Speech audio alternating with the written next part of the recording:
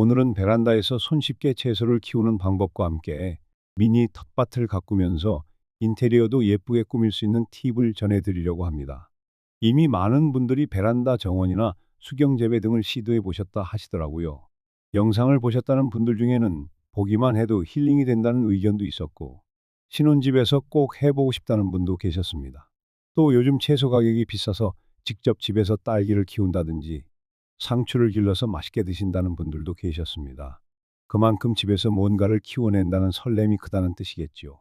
그래서 오늘은 한국의 봄 날씨에 맞춰서 베란다에서 봄부터 여름까지 무난하게 키울 수 있는 채소 몇 가지와 필요한 재료, 그리고 꿀팁들을 천천히 상세히 말씀드려 보겠습니다.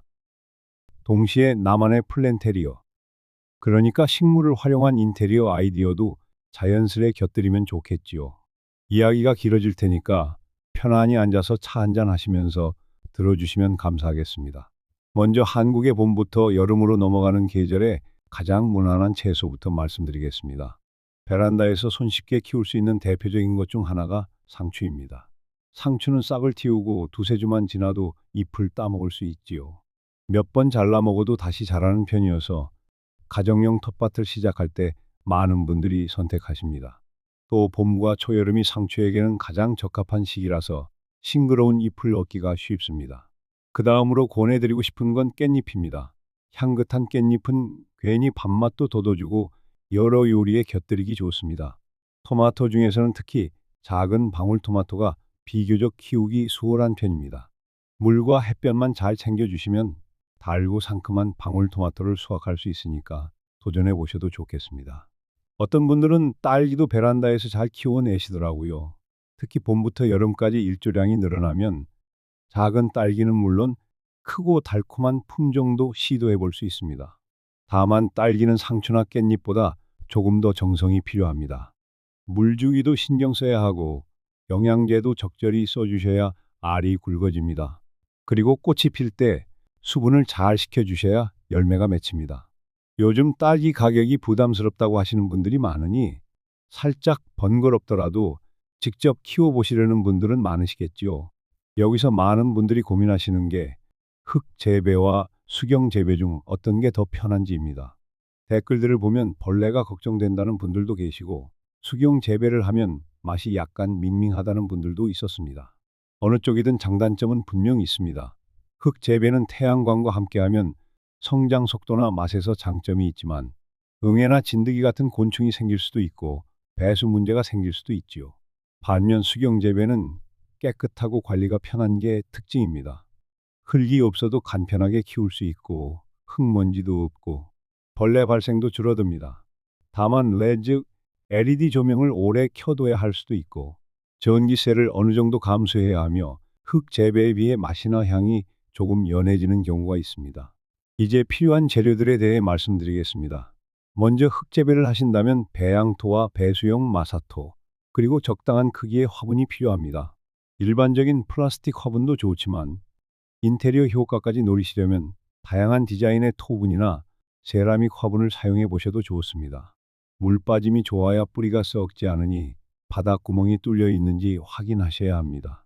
상추나 깻잎 같이 뿌리가 크게 뻗지 않는 채소는 깊이감이 아주 깊지 않아도 무난히 자랍니다. 수경 재배 쪽으로 가신다면 시중에 판매되는 가정용 재배기나 수경 재배 키트를 구하시면 됩니다. 저렴한 단층 모델도 있고 층이 여러 개 있는 제품도 있습니다. 댓글에서 보면 높이가 좀 큰 4단짜리를 쓰시는 분들도 계셨는데 한 번에 다양한 채소나 많은 양을 기르기엔 참 좋다고들 하시더군요.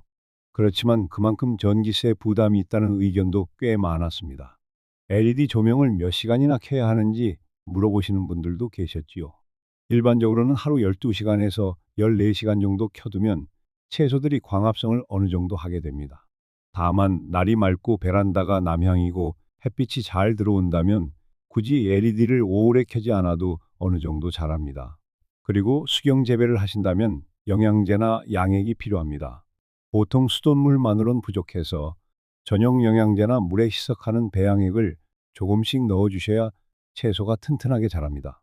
또 매주나 격주로 물통을 청소하거나 물을 갈아주며 위생을 관리하셔야 합니다.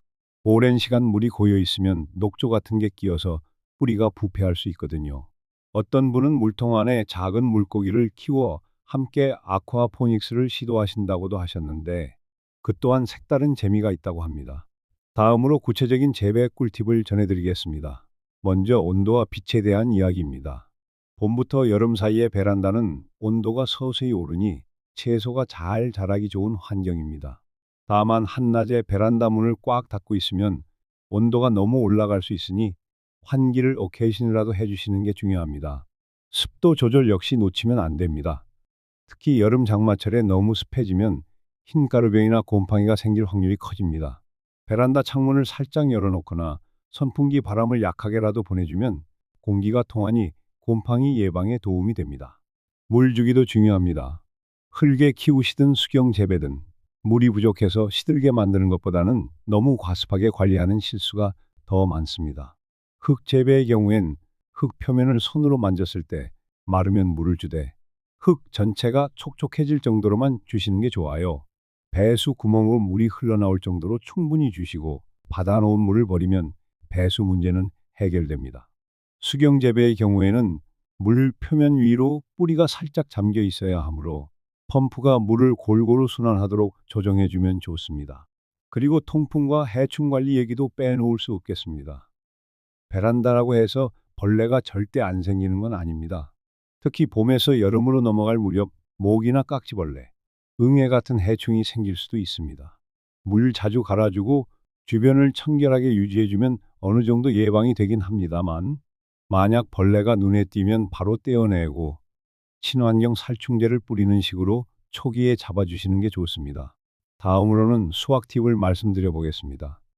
보통 잎채소는 잎이 적당히 커졌을 때 겉잎부터 수확해 드시되 중심부에 어린 잎들을 남겨두면 훨씬 오랫동안 계속 기를 수 있습니다. 상추나 깻잎은 영양분이 충분하면 몇 차례씩 여러 번 수확이 가능합니다. 토마토나 고추 같은 열매 채소는 꽃이 피고 열매가 맺히는 과정을 지켜보셔야 합니다. 꽃이 피었을 때 수분 작업을 잘 해주면 열매가 더 단단하게 맺힙니다. 화분을 가볍게 흔들어 꽃가루가 이동하도록 돕거나 붓 같은 도구로 톡톡 건드리면 효과가 있습니다. 그런 다음 키운 채소들을 식탁에 바로 올려보면 정말 뿌듯함이 큽니다. 댓글 중에 직접 딴 상추에 삼겹살 구워 먹고 소주 한 잔 곁들이면 최고다 하셨던 분도 있었는데 그 즐거움이야 더 말해 뭐 하겠습니까? 아마 이런 맛을 한번 보면 계속해서 베란다 텃밭을 발전시키고 싶어지실 거예요. 게다가 신선하다는 게 가장 큰 장점이죠. 화학 비료나 농약에 대한 걱정도 덜 수 있습니다. 계속해서 플랜테리어 이야기도 조금 해보겠습니다. 식물 키우기의 기쁨뿐 아니라 집안 인테리어 요소로도 큰 역할을 해내죠. 베란다 한쪽에 목재 선반이나 철제 선반을 두고 예쁜 색감의 화분을 일정한 간격으로 배치해 보세요. 길이감을 살려서 위아래로 꽉꽉 채워두면 그 자체만으로 하나의 전시같이 보입니다. 화이트톤 벽이라면 화분이나 물뿌리개를 파스텔 톤으로 골라보셔도 좋고 반대로 색깔이 있는 벽이라면 심플한 유리나 흰색 화분으로 통일감 주시는 것도 예쁩니다. 댓글에 노란색 물뿌리개가 귀엽다고 하신 분도 계셨는데 작은 소품 하나가 분위기를 싹 바꿔놓기도 하지요. 아이를 키우시는 가정이라면 함께 심고 물 주고 수확하는 전 과정을 아이들에게 보여주면서 자연스러운 교육 효과를 기대할 수 있습니다. 집에서 키운 상추가 이렇게 자라는구나, 물을 주면 하루가 다르게 자라는구나 하는 걸 직접 체험하면 아이가 훨씬 흥미를 갖습니다. 실제로 한 분은 아이도 함께 키우는데 아이가 뿌리나 잎이 자라는 모습에 감탄하더라, 이런 댓글을 남기시기도 했습니다. 이렇게 채소 재배를 이야기하다 보니 어떤 분들은 아예 베란다 전체를 꾸며서 작은 식물원처럼 가꾸기도 하십니다. 작은 의자나 테이블을 두고 화초와 채소들을 한데 배치해두면 그 공간이 마치 정원 카페처럼 변합니다. 베란다를 확 트여 보이게 만들고 싶다면 바닥에 조그만 데크나 러그를 깔아서 따뜻한 분위기를 낼 수도 있고요. 꽃이나 허브류를 곁들여서 좀 더 화사하게 만드는 것도 좋습니다. 그래야 요즘 많이들 찾는 플랜테리어 느낌이 한층 살아납니다. 물론 이렇게 예쁘게 꾸며놓고 나면 관리가 걱정되죠. 벌레도 신경 쓰이고 물도 제때 줘야 하고 혹시 식물 등을 켜놔야 하면 전기세도 걱정이고 특히 수경 재배기의 경우엔 펌프나 LED 조명이 돌아가야 하니까 그 부분에 대해 궁금해하시는 분들이 많습니다. 일반적으로는 높은 와트를 쓰지 않으면 전기세가 막 크게 오르지는 않는다고들 합니다만 얼마나 자주 켜두는지 몇 대를 동시에 운영하는지에 따라 차이가 있을 겁니다. 그리고 베란다의 구조나 위치, 창문의 방향도 전기세에 직접적으로 영향을 줍니다. 남향이라면 자연광이 오래 들어와서 불을 덜 켜도 되고 북향이라면 어쩔 수 없이 조명을 더 자주 켜야 하지요. 또 어떤 분은 청소가 귀찮고 까다롭다고 하시더군요. 확실히 수경 재배기는 물을 자주 갈고 통을 씻어줘야 해서 번거로울 수 있습니다. 그렇지만 꾸준히만 해주시면 흙 재배에 비해 배수나 흙날림 문제는 없어서 오히려 편하다는 분들도 많습니다. 자신에게 맞는 방법을 찾아가면서 하나씩 배워나가는 과정이 참 재밌습니다. 요령을 좀 터득하면 그렇게 어렵지만도 않습니다. 한 달에 한 번 정도 큰 청소를 해주고 중간중간 물은 부족하면 보충해주고 녹조가 생기거나 뿌리가 시들면 교환해주면 됩니다. 그렇다면 구체적으로 재배 과정을 조금 더 천천히 살펴보겠습니다. 먼저 씨앗을 어디서 구매하시든 상추, 깻잎, 루콜라 같은 잎채소부터 도전해보세요. 발화가 빠르고 금세 자라서 보람을 느끼기 좋습니다. 일주일 남짓 지나면 귀여운 새싹이 고개를 내밉니다. 본잎이 두세 장쯤 나오면 솎아주고 어느 정도 자랐을 때는 약간 간격을 떼어서 옮겨 심습니다. 너무 빽빽하게 자라면 통풍이 잘 안 되어 병충해가 생길 수 있거든요. 수경 재배의 경우에는 스펀지에 씨앗을 심어서 발화시키고 뿌리가 어느 정도 자라면 재배기 구멍에 옮겨 놓고 물과 영양액을 공급합니다. 댓글 보면 검은색 스펀지를 어디서 구했냐 묻는 분이 많았는데 이런 스펀지는 식물 발화용으로 파는 것도 있고 개별로 잘라서 쓰는 방법도 있으니 편하신 걸로 찾아보시면 됩니다. 그리고 물이 순환되는 구조라면 펌프를 켜두시고 물 온도가 너무 높거나 낮지 않게 신경만 써주면 어느새 뿌리가 쭉쭉 자라납니다. 영양액은 제품 설명서에 맞춰 넣어주시면 됩니다. 용량이나 농도가 다 다른데 대부분은 물 몇 리터에 영양액 얼마 이런 식으로 사용량이 적혀 있거든요. 그걸 잘 지키면서 주기적으로 보충하시면 됩니다. 색이 탁해지거나 물이 고여 있는 데서 냄새가 난다면 즉시 물을 갈아주셔야 뿌리가 건강하게 살아납니다. 이렇게 어느 정도 자라면 채소들이 베란다의 초록빛 분위기를 물씬 깔아줍니다.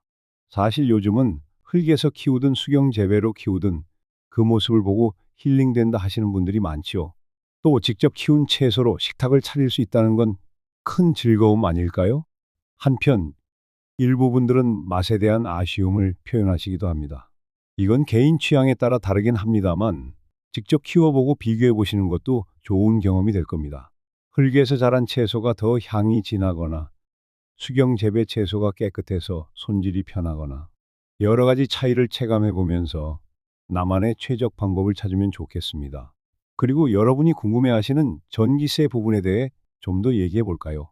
LED 조명의 소비 전력은 생각보다 크지 않아서 꼭 하루 종일 켜두지 않고 12시간 안팎으로만 켠다면 크게 부담되지 않는 경우가 많습니다. 다만 개인적인 사용 패턴, 또 배기 펌프나 에어 펌프를 몇 개씩 돌리는지 등에 따라 차이가 납니다. 실제로 댓글에서도 전기세가 꽤 나온다 하시는 분, 많이 나오지 않더라 하시는 분 등 의견이 갈렸습니다. 사실 워낙 다양한 상황이 있거든요. 결론적으로는 쓰는 제품의 전력 소비량과 가동 시간에 따라 달라지니 미리 전격 소비량을 체크해 보는 게 좋습니다.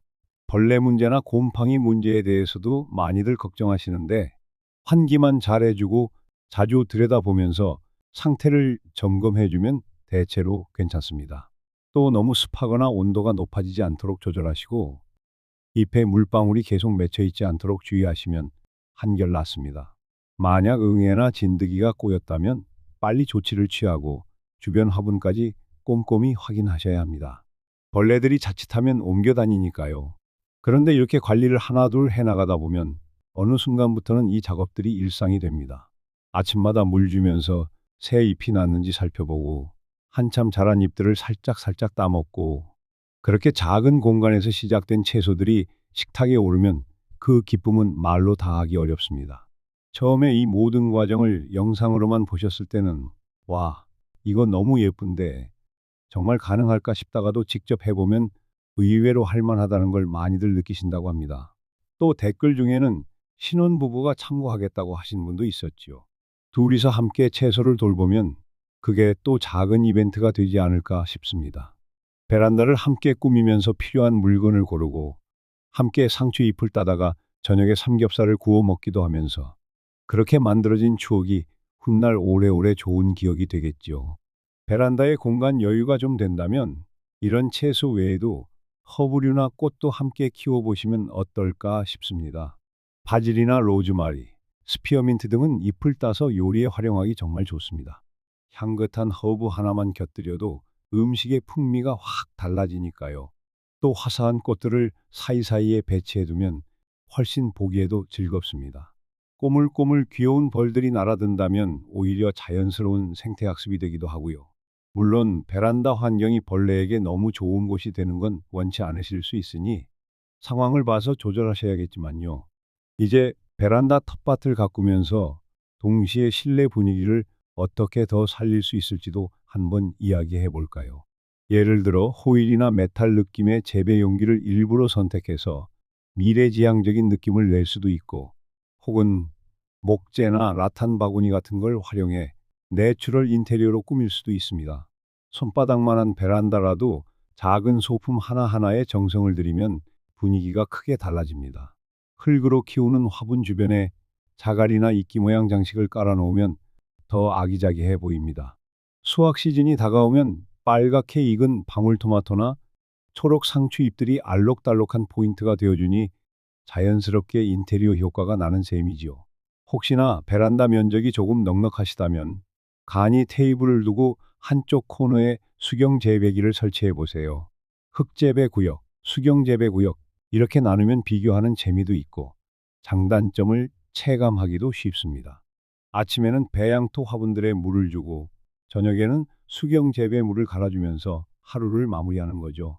고즈넉하게 혼자만의 시간을 갖거나 가족들이랑 소소한 대화를 나누기에도 좋은 공간이 됩니다.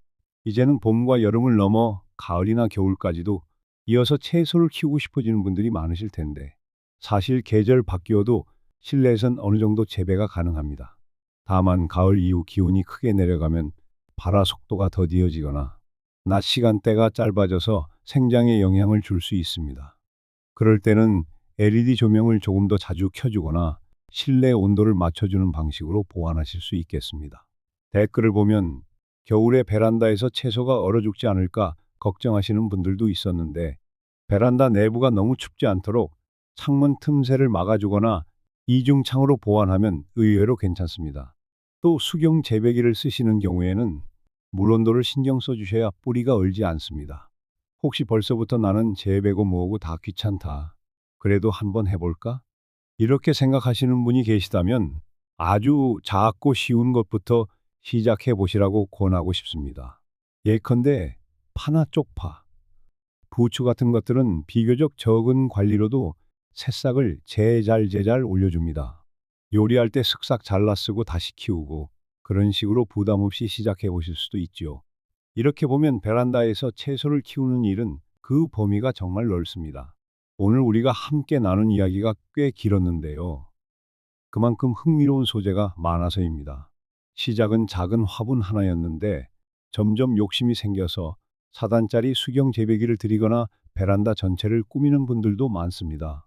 그 과정에서 전기세니 영양액이니 벌레 관리니 여러 가지 고민도 발생합니다만, 일단 한번 직접 키워보시면 그 묘미에 푹 빠지실 거라고 생각합니다. 그리고 다들 같은 고민을 해보셨고 이미 시도한 분들이 남긴 댓글들이 귀중한 정보가 되기도 하지요. 어떤 분은 아이랑 함께 하다 보니 아이가 먹는 채소에서 더 꼼꼼하게 관리하게 되었다고 하셨고, 어떤 분은 선물 받은 수경 재배기로 상추를 길렀더니 친구가 자주 찾아오게 되었다고 하셨습니다. 정말 여러 이야기가 있지요. 베란다 수경 재배나 텃밭이 사람과 사람을 잇는 즐거운 매개가 되는 모습이 보기 좋습니다. 이제 마무리를 해보겠습니다. 한국의 봄이 찾아온 지금 시점은 새싹을 틔우기 참 좋은 때입니다. 베란다라는 한정된 공간에서도 다양한 채소를 키워낼 수 있고 인테리어 효과까지 얻을 수 있습니다. 흙 재배든 수경 재배든 또 LED 조명이든 자연광이든 각자의 상황에 맞춰 선택하시면 됩니다. 꾸준히 물을 주고 통풍을 신경 쓰고 빛과 영양을 공급해주면 생각보다 훨씬 쉽게 초록빛 채소들을 가꾸어 갈 수 있습니다. 혹시나 더 궁금하신 점이 있으면 다른 분들이 남긴 경험담이나 정보도 참고해 보시면 좋겠습니다. 이미 실천하신 분들의 팁을 듣는 게 가장 생생하니까요. 저도 앞으로 기회가 닿는 대로 새로운 재배 방법이나 혹은 더 예쁘게 꾸밀 수 있는 플랜테리어 아이디어를 찾아서 말씀드리도록 하겠습니다. 오늘은 여기까지 베란다 텃밭과 플랜테리어 그리고 봄부터 여름까지 키우기 좋은 채소들을 두루 소개해 드렸습니다. 함께 해주신 모든 분들께 감사드리고 여러분도 새싹을 틔우는 기쁨을 곧 만끽하셨으면 좋겠습니다. 식물을 키우는 즐거움은 단순히 먹을거리를 얻는 것 이상의 가치가 있는 것 같습니다.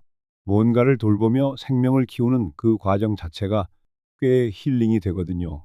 그럼 오늘 이야기 여기서 마치겠습니다. 들으시는 동안 여러 가지 궁금증이 조금이나마 해소되셨길 바랍니다. 혹시 마음이 동하신다면 딱 하나라도 직접 씨앗을 심어보세요. 아침 저녁으로 얼마나 자랐나 들여다보고 주말에 살짝 잎을 수확해서 식탁에 올리면 분명 큰 뿌듯함을 느끼실 겁니다. 지금까지 함께 해주신 여러분, 진심으로 감사드립니다. 베란다에서 파릇파릇한 새싹이 예쁘게 자라길 응원하겠습니다. 저는 다음에 또 재미있는 이야기와 함께 돌아오겠습니다. 항상 건강하시고 즐거운 하루 보내시기 바랍니다. 감사합니다.